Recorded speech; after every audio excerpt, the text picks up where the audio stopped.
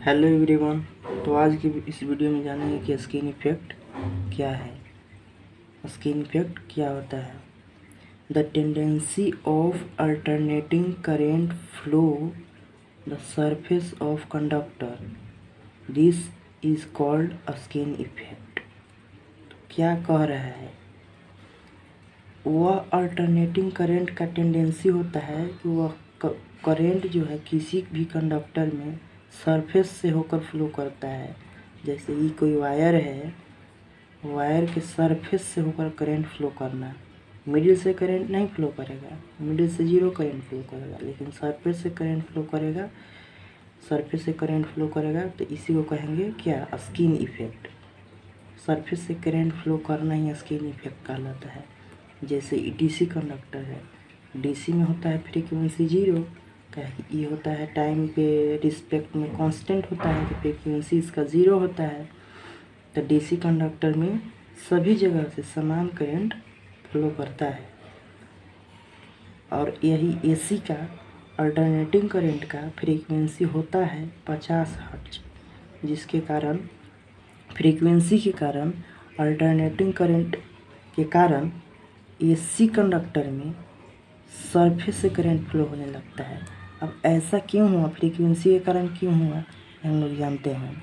क्योंकि skin effect जो है वो डायरेक्टली प्रोपोर्शनल होता है रूट अंडर म्यू पाई कंडक्टिविटी जो है सिग्मा है और फ्रीक्वेंसी। तो स्किन इफेक्ट डायरेक्टली प्रोपोर्शनल किसका है? फ्रीक्वेंसी का है। फ्रीक्वेंसी ज़्यादा तो स्किन इफेक्ट ज़्यादा, फ्रीक्वेंसी कम तो स्किन इफेक्ट कम। फ्रीक्वेंसी डीसी का जीरो यानी कि कम फ्रीक्वेंसी तो स्किन इफेक्ट कम। और एसी का फ्रीक्वेंसी ज़्यादा, एसी का फ्रीक्वेंसी ज़्यादा 50 हर्ट्ज तो स्किन इफेक्ट ज़्यादा। तो ऐसा आप लोगों के यहाँ तक समझ में आ गया। अब ऐसा क्यों हुआ? रीज़न जानते हैं आखिर क्यों मतलब सरफेस से फ्लो करने लगा। आइए हम लोग जानते हैं। एक हम लोग वायर ले लिए हैं, एसी कंडक्टर है, एसी कंडक्टर इससे एसी करंट फ्लो कर रहा है।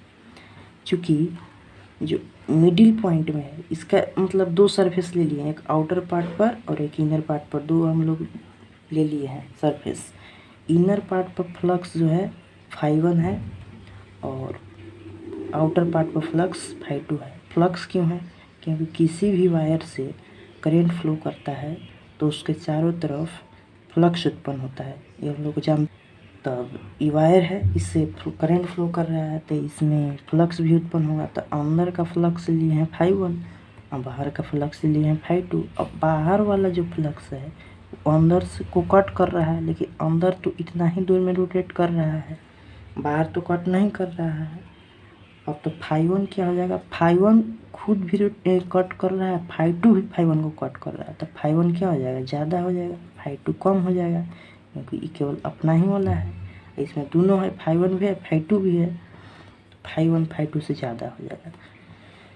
फ्लक्स है यानी कि इंडक्टेंस कह सकते हैं इसको, इंडक्टेंस 1 और इंडक्टेंस 2, तो L1 L2 से ज़्यादा है।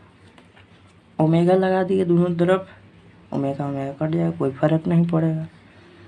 चूँकि ओमेगा बराबर होता है, ओमेगा बराबर 2πfL1, 2πxL1, तो 2πf इधर भी है, 2πf इधर भी है, तो 2πf कट जाएगा तो 2πf नहीं लिखे हैं, xL1 डायरेक्ट लिखे, xL2, xL1 greater than xL2। चूँकि पता है हम लोग को I बराबर होता है V/x, I बराबर क्या होता है? V/x। I बराबर V/r होता है, R की जगह हम लोग x भी लिख सकते हैं, z भी लिख सकते हैं। तो I बराबर V/x1 ले लिए हैं और यहाँ I बराबर V/x2 ले लिए हैं। L1 क्या है? यहाँ पे ज़्यादा है, L1 ज़्यादा है यानी कि x1 ज़्यादा है, तो I1 क्या होगा? इन्वर्सली प्रोपोर्शनल में क्या होता है? ये ज़्यादा तो ये कम, x1 ज़्यादा है तो करंट कम होगा, करंट कम होगा। x1 कहाँ पे है? यहाँ पे x1 था तो यहाँ पे करंट कम होगा, करंट यहाँ पे कम होगा। और x2 क्या है? कम है। देखिए x2 यहाँ पे कम है तो करंट क्या होगा? ज़्यादा होगा। x2 कहाँ है? आउटर सरफेस पे है तो करंट यहाँ पे क्या होगा? ज़्यादा होगा। इस तरह से सरफेस से करंट फ्लो होने लगता है, क्योंकि यहाँ पे जो फ्लक्स होता है वो कम होता है और यहाँ पे फ्लक्स ज़्यादा होने के कारण यहाँ करंट जो है नेग्लिजिबल करंट फ्लो करता है। यहाँ पे देखिए एसी का स्किन इफेक्ट ज़्यादा होता है और डीसी में स्किन इफेक्ट कम होता है या नेग्लिजिबल या ज़ीरो हम लोग कह सकते हैं। स्किन इफेक्ट फ्रीक्वेंसी के डायरेक्टली प्रोपोर्शनल होता है, जितना फ्रीक्वेंसी होगा उतना स्किन इफेक्ट होगा। जैसे 50 हर्ट्ज है और 100 हर्ट्ज है, कहेगा स्किन इफेक्ट ज़्यादा है, तो ऑब्वियसली 100 हर्ट्ज का ज़्यादा है क्योंकि फ्रीक्वेंसी के डायरेक्टली प्रोपोर्शनल है। तो 50 हर्ट्ज का कम होगा, 100 हर्ट्ज का ज़्यादा होगा। तो उम्मीद है आप लोग को यह वीडियो समझ में आया होगा। Thank you.